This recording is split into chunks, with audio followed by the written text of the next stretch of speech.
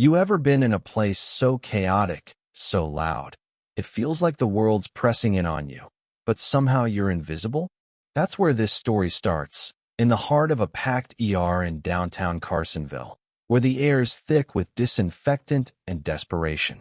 Little Marcus, just 9 years old, is curled up on a stiff hospital bed, burning up with a fever that's got him shaking like a leaf in a storm, his dark curls plastered to his forehead, his breaths coming in short, ragged gasps.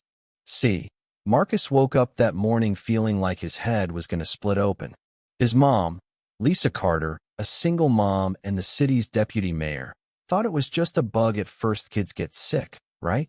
But by noon, his temp spiking past 103, his eyes are glassy, and he's barely holding it together. Lisa's stuck in a budget meeting across town, so she calls her neighbor, Miss Jenny, to rush Marcus to St. Mary's Hospital. "I'll be there soon as I can," she promises, her voice tight with worry, already picturing her boy's face, pale and scared. Marcus doesn't remember much of the ride, just the blur of streetlights, the hum of Miss Jenny's old Honda, and the way his teeth kept chattering even though he felt like he was on fire. Now, St. Mary's ER is a zoo that day, folks coughing, machines beeping, nurses barking orders over the hum of panic. The lights are this harsh, buzzing white, like they're trying to bleach the hope out of the room. Marcus is hooked up to N4, the clear tube snaking into his skinny arm, dripping fluids that are supposed to keep him stable. He's alone, no mom yet, just him and that thin hospital blanket, trying to hold on while the fever's got him mumbling nonsense. His little hands clutch the blanket like it's a lifeline, but he's fading, his eyelids heavy, the room spinning around him. Enter nurse Evelyn Harper, mid-50s, sharp as a tack, with a face that says she's seen it all and isn't impressed. She's the kind of woman who runs the ER like it's her personal kingdom, her sneakers squeaking with every step, her clipboard a scepter. Evelyn's got this cold efficiency, like she's tallying up patients the way you'd count inventory. She glances at Marcus, barely a second, her eyes flat, like she's sizing up a problem to be solved, not a kid who's suffering. Then the doors swing open, and in comes a guy, Greg Larson, late 40s, white, with a bandaged hand and a scowl like he's late for a golf game. It's a cut, deep enough to bleed through the gauze, but nothing that's going to kill him. The orderly with him says, "We need a bed, stat." And Evelyn's gaze snaps to Marcus like a hawk spotting prey. "Move the kid," she says, not even looking at him, her voice clipped, like she's ordering coffee. "He can sit in a chair. This guy needs the bed." Marcus, half out of it, hears the words but can't make sense of them. His fingers tighten on the blanket, his chest heaving with shallow breaths. He's too weak to argue, too sick to even sit up straight. Evelyn leans in, her tone softening just enough to sound patronizing. "Come on, sweetie, up you go. You'll be fine over there." She points to a plastic chair in the corner, hard, cold, the kind of thing you'd find in a DMV waiting room. Marcus tries to move, his legs wobbling like they're made of jelly. The four-tube sways, the bag above him jiggling like it's mocking his effort. He shuffles to the chair, every step a battle, and collapses onto it, his head drooping, his body screaming for rest. Greg Larson slides into Marcus's bed, looking more annoyed than in pain, like the whole ER's an inconvenience to his day. Evelyn's all smiles now, adjusting his pillow, her voice smooth as butter. "You're all set, Mr. Larson, we'll patch you up quick." It's night and day her fussing over him, checking his chart with care, while Marcus is slumped in that chair, the four-line tugging at his arm, his fever climbing higher. The contrast hits you like a puncher's, a grown man with a cut hand, comfy on a bed, and a 9-year-old kid, burning up, left to fend for himself in a corner.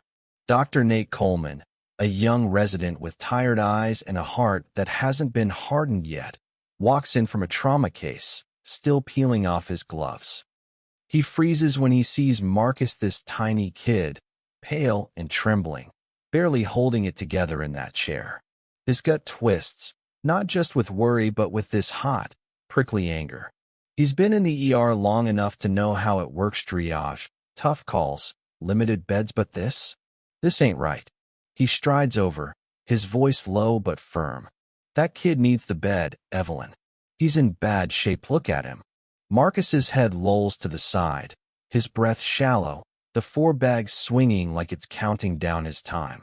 Evelyn doesn't even blink. She stands tall, arms crossed, her lips a tight line. Nate, I run this floor. We're at capacity, and I made the call. The man's got an open wound, bleeding takes priority. Nate's jaw clenches. He points at Marcus, his voice rising just enough to turn heads. That boy's got a fever that could fry his brain, and you've got him in a chair? That cut's not life-threatening. Greg can wait. Evelyn's eyes narrow, her voice dropping to a hiss. Don't tell me how to do my job, doctor. I've been here 20 years. You think you know better? It's a standoff now, the kind where the air feels heavy, like everyone's holding their breath. Nurses glance over, patients peek from behind curtains, but Evelyn's not budging. She's got power, and she's wielding it like a club. Then it happens: Marcus's body gives out. His head drops, his small frame sliding sideways, the chair screeching as it tips. The 4-line pulls tight, the bag wobbling wildly. Nate lunges, catching him just before he hits the floor, his arms wrapping around the boy's burning body. Jesus, Evelyn, he snaps, cradling Marcus, feeling the heat radiating off him like a furnace.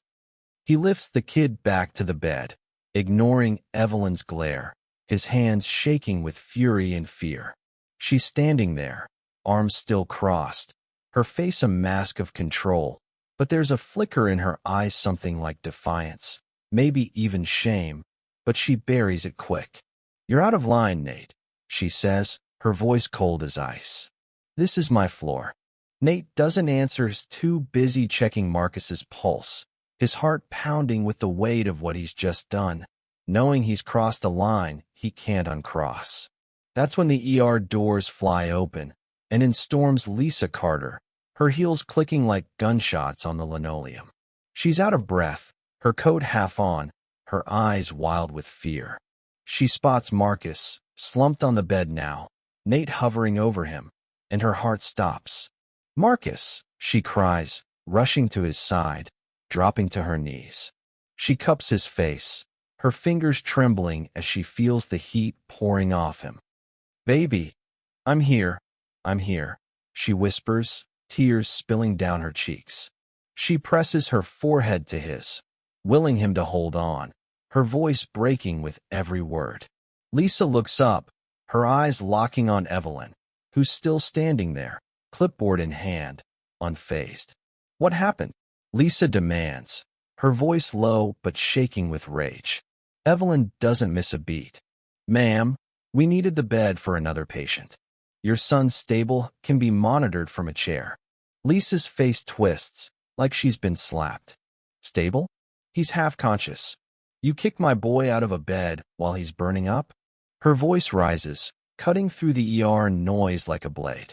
Evelyn shifts, her tone sharpening. We prioritize based on need.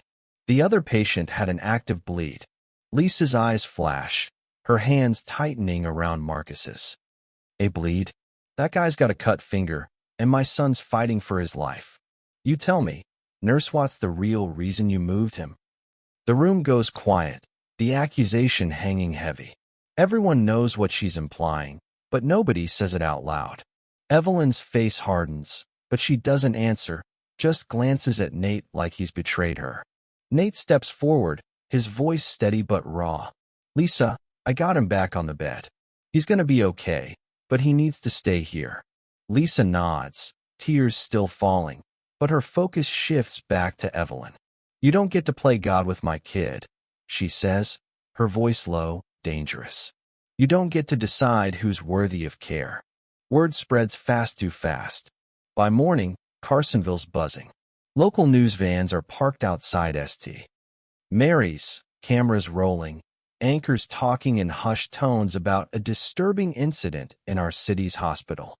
Social media is on fire: tweets, posts, videos of the ER's front gates, where folks are gathering with signs.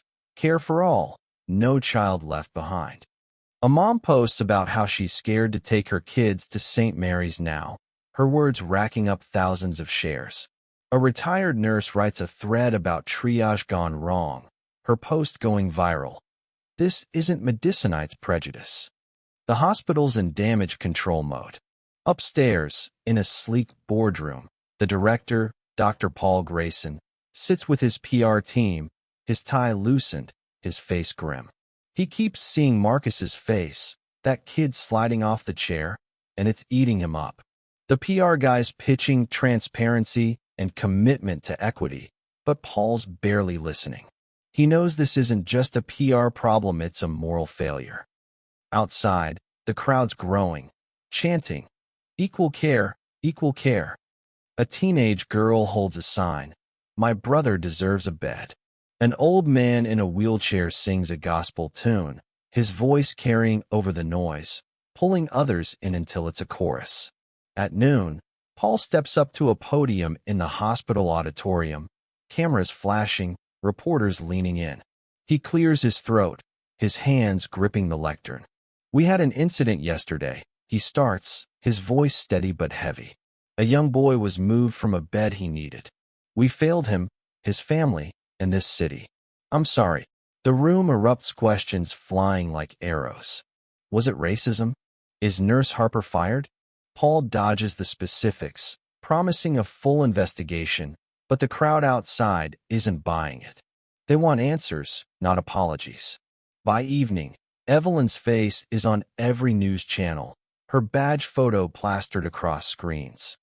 She's on leave, the anchors say, her silence louder than any defense. The city splits, some call her a scapegoat, overworked and forced to make tough calls. Others see her as the face of everything wrong with the system. Lisa, meanwhile, is at Marcus's bedside, holding his hand as his fever starts to break. He's weak, but his eyes are clearer, his grip stronger. She whispers to him, "You're my fighter, you hear me?" And he nods, a small smile breaking through. A week later, the city square's packed, the air electric. Lisa steps onto a wooden platform, Marcus at her side, still pale but standing tall, his hand in hers. The crowd hushes, signs bobbing above their heads. Justice for Marcus, healthcare is a right. Lisa looks out, her heart pounding, but her voice is steady, raw, real. "My boy walked into that ER needing help, and they pushed him aside like he didn't matter. I saw him collapse, fighting to breathe, while someone else got his bed. As a mom, that broke me. As your deputy mayor, it woke me up." She pauses, her hand tightening around Marcus's. "This isn't just about my son, it's about every kid, every person who walks into a hospital trusting they'll be cared for. We're going to fight for that trust. I'm pushing for new laws, oversight, accountability, fairness. No one gets to decide who's worthy of a bed, not in my city." The crowd roars, applause crashing like waves.